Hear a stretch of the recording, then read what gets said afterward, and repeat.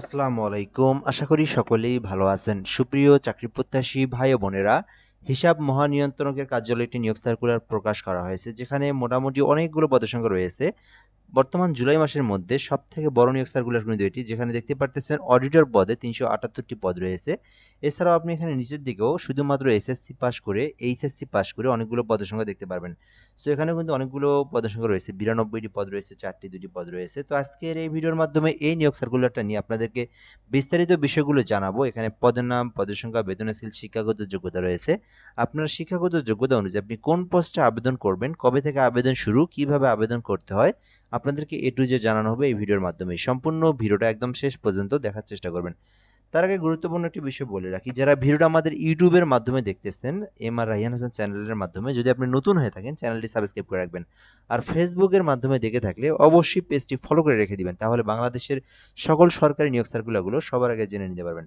এখানে হিসাব মহানিয়ন্ত্রকের কার্যালয় নিয়োগ দেওয়া হবে, যেখানে বলা হয়েছে যে দপ্তরসমূহে নিম্নোক্ত পদসমূহে সরাসরি নিয়োগের জন্য পদের পার্শ্বে বর্ণিত শর্তে প্রকৃত বাংলাদেশি নাগরিকদের নিকট হতে অনলাইনে আবেদনের জন্য আহ্বান করা যাচ্ছে। অর্থাৎ এটি সরকারি স্থায়ী একটি পার্মানেন্ট নিয়োগ সার্কুলার, যেখানে বাংলাদেশের যে কোনো জেলার যে কোনো প্রার্থী যে কেউ চাইলে আবেদন করতে পারবেন।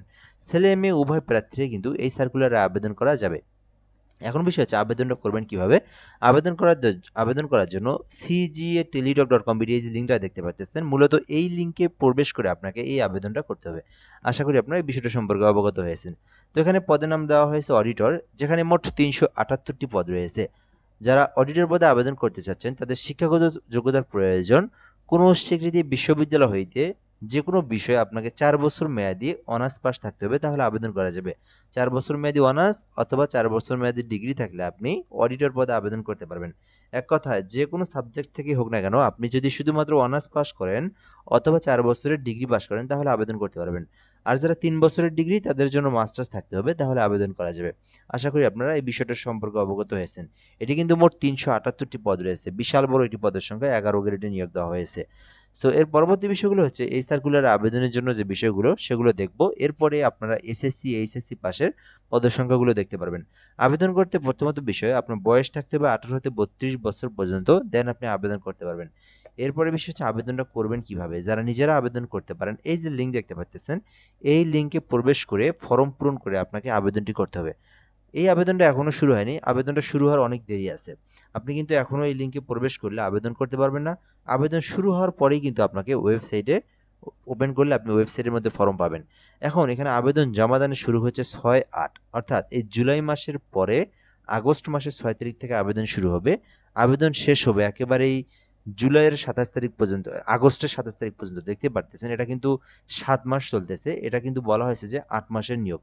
মানে এটা হচ্ছে জুলাই আগস্টের নিয়োগ। 6/8 মানে আগস্টের 6 তারিখে শুরু হবে, একদম 27 আগস্ট আবেদনটা শেষ হবে। সো এর মধ্যে আপনাদেরকে আবেদনটা করতে হবে। আশা করি আপনারা বিষয়টা সম্পর্কে অবগত হয়েছেন। এখন আমরা পরবর্তী স্টেপগুলো দেখব। আবেদনের ফি ইত্যাদি এগুলো আমরা পরে আপনাদেরকে আমি ক্লিয়ার করে বলতেছি। সো এখানে আরেকটি পদ রয়েছে, কম্পিউটার অপারেটর। একই সার্কুলার, সবকিছু একই। কম্পিউটার অপারেটর 13 গ্রেডে নিয়োগ দেওয়া হয়েছে, 2টি পদ রয়েছে। যারা কম্পিউটার অপারেটর পদে আবেদন করতে চাচ্ছেন, শিক্ষাগত যোগ্যতার প্রয়োজন। বিজ্ঞান শাখা থেকে অনার্স পাস করতে হবে অথবা ডিগ্রি পাস করতে হবে। অর্থাৎ সায়েন্সের যে কোনো একটা ডিপার্টমেন্ট থেকে যদি আপনি অনার্স পাস করেন অথবা যে কোনো ডিপার্টমেন্ট থেকে ডিগ্রি পাস করে থাকেন সায়েন্সের, তাহলে আপনি কম্পিউটার অপারেটর পদে আবেদন করতে পারবেন। এক্ষেত্রে কম্পিউটার সম্পর্কে বেসিক দক্ষতাগুলো আপনার জানা থাকতে হবে। জুনিয়র অডিটর পদে নিয়োগ দেওয়া হবে, 16 গ্রেডে 92টি পদ রয়েছে। মোটামুটি এটি কিন্তু বিশাল বড় একটি পদের সংখ্যা, 92টি পদ রয়েছে। চাইলে আপনারা এই পোস্টটিতে আবেদন করতে পারেন। এখানে আবেদনের জন্য আপনাকে উচ্চ মাধ্যমিক এইচএসসি পাস থাকতে হবে, তাহলে আবেদন করা যাবে। যারা এইচএসসি পাস করেছেন, যাদের কম্পিউটার সম্পর্কে বেসিক নলেজ রয়েছে, বেসিক অভিজ্ঞতা রয়েছে, আপনারা অবশ্যই জুনিয়র অডিটর পদে আবেদন করবেন। এখানে মোট 92টি পদ রয়েছে। এছাড়া রয়েছে ডাটা এন্ট্রি কন্ট্রোল অপারেটর, 4টি পদ রয়েছে। শুধুমাত্র উচ্চ মাধ্যমিক এইচএসসি পাস করলে আবেদন করতে পারবেন। ড্রাইভার 2টি পদ রয়েছে, অষ্টম শ্রেণী পাস করলে আবেদন করা যাবে। যারা শুধুমাত্র অষ্টম শ্রেণী পাস করেছেন, ড্রাইভার পদে আবেদন করতে পারবেন। তো এখানে আপনার যে শিক্ষাগত যোগ্যতা, এসএসসি এইচএসসি অনার্স যেটাই হোক, সেই পদে আবেদন করতে পারবেন। সো আবেদন করতে বয়স থাকতে হবে 18 হতে 32 বছর পর্যন্ত, তাহলে আবেদন করা যাবে। এরপরের বিষয় হচ্ছে, এটাতেও কিন্তু সকল কিছু একই, যেহেতু একই সার্কুলার।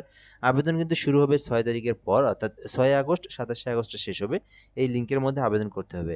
যেহেতু আবেদন শুরু হয় নাই, সেই ক্ষেত্রে আবেদনের প্রসেসটা আমি দেখাতে পারতেছি না।